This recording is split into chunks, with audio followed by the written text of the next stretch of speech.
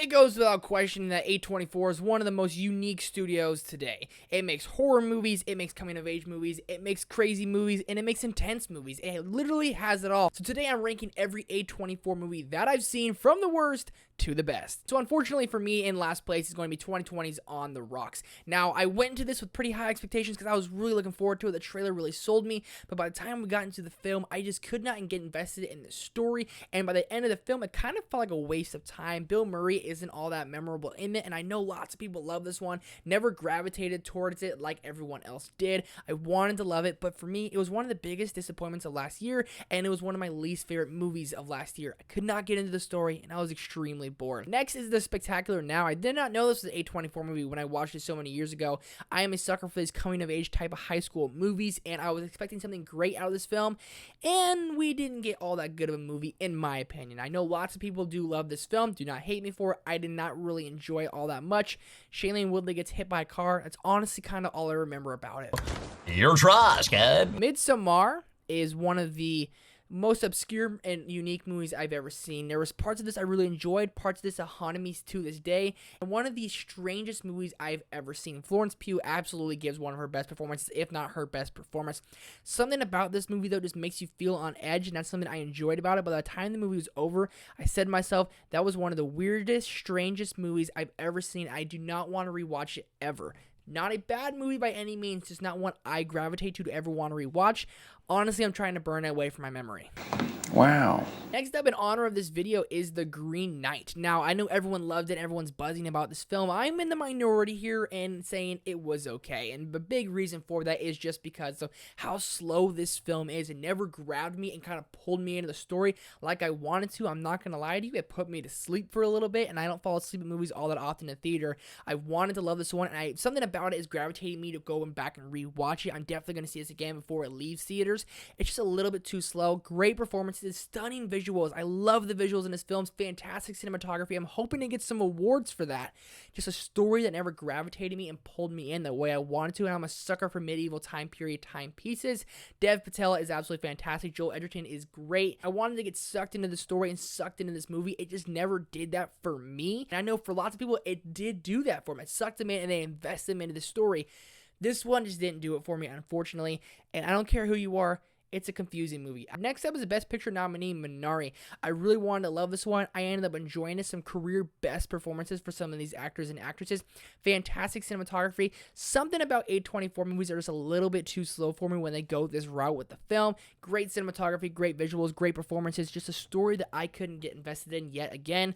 Hate me all you want. I know lots of love from Minari. Just wasn't my favorite. Quick disclaimer, as we go this point on in the video, I actually really like all these films. I would give them all a 4 out of 5 or more. Starting off in the 5th position, Room. Starring Brie Larson and Jacob Tremblay. What a movie. What a dark, twisted, honestly scary movie. Something that I feel happens so often in the world, and something that's kind of everyone's biggest fear of happening in the world. Fantastic performance from Brie Larson, definitely worth the Oscar. But Jacob Tremblay gives the best performance I've seen from a younger actor ever. I thought he should have been nominated for Best Actor or Best Supporting Actor because he's absolutely flawless in his film. The first hour, something that kept me on the edge, kept me so invested. The latter half of the film definitely kind of takes his time a little bit, kind of showing the aftermath of everything that happened. Still a fantastic movie. Definitely give this one a 4 out of 5. Not one I can rewatch all that often, but if you want to see acting at its finest, watch this movie. I actually watched this one for the first time just a couple weeks ago, Lady Bird, starring Saoirse Ronan, directed by Greta Gerwig, one of the best working directors today, Lucas Hedges, and you also have my man Timothée Chalamet in there, who's kind of an asshole in this film. What a great coming-of-age film, taking place in my hometown of Sacramento, so seeing a little tidbits of it made me kind of appreciate it. Like, I know where that is. I know where that is. I knew where they were filming some scenes. Made me appreciate it all that much. Lady Bird, Saoirse Ronan is one of my favorite actresses working today. A fantastic performance. Fantastic performances working all around. I wish this one got more love from the Academy, and this is one I feel not a lot of people have seen. If you have not seen it, do yourself a favor, check out Lady Bird. I absolutely loved it on my watch this year. Next up, we're talking about La La Land. Totally joking. I know everyone's made that joke, but we're talking about Moonlight, the Best Picture winner from 2016. What a fantastic coming-of-age film. It's told in 3 different parts about a young man's life growing up. I cannot tell you how floored I was by this movie, by the performances, and overall by the scope of this film. The way they told it was something so unique and something so different. Mahershala Ali has very little screen time, but he captivates you when he's on that screen. And this is one I want to go back and rewatch. I want to own, and I tell people to watch all the time because, in my opinion, how much I love La La Land, I think Moonlight was deserving of Best Picture. Next, in second place, is going to be The Disaster Artist, based off the movie The Room and the life of Tommy Wiseau. What a fascinating person he is, and what a fascinating movie. James Franco's career best performance, in my opinion. Dave Franco is absolutely fantastic. You get Seth Rogen in there, but overall, it's really focusing on the Franco brothers, and they are absolutely killing it in this movie about two guys trying to make it in Hollywood. Tommy Wiseau is a very interesting character. There's so many things we don't even know about him still. It was just so interesting that this was someone's life, and he made a movie called The Room. I've never seen The Room, but after watching this movie, I feel like I owe it to watch the film and really experience it. So many different things. I'll leave you with this. I did not hit her. It's not true. It's bullshit. I did not hit her. I did not. Oh, hi, Mark. But at number one, probably the most irritating film I've seen is going to be Uncut Gems. And I absolutely loved everything this movie had to offer. Adam Sandler is one of my favorite working actors, if not my favorite, and this is one of the best we've ever seen him. This movie, what I mean by irritating is because you want to root for Adam Sandler's character, you just never can because he's a sleazeball. He doesn't know when to stop, and that was so frustrating, but something I appreciated. The sound mixing, the sound design of everyone talking over each other all the time made this movie feel stressful. My palms were sweating throughout it. You want to root for this scumbag person, but he keeps gambling. He never knows when to stop until that eventually catches up with him.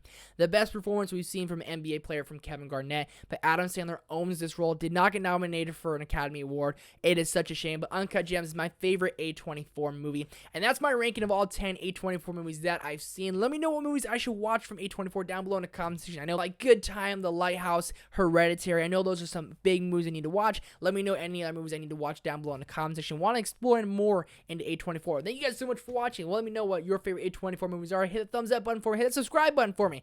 I'll see you guys next one. This is how I win.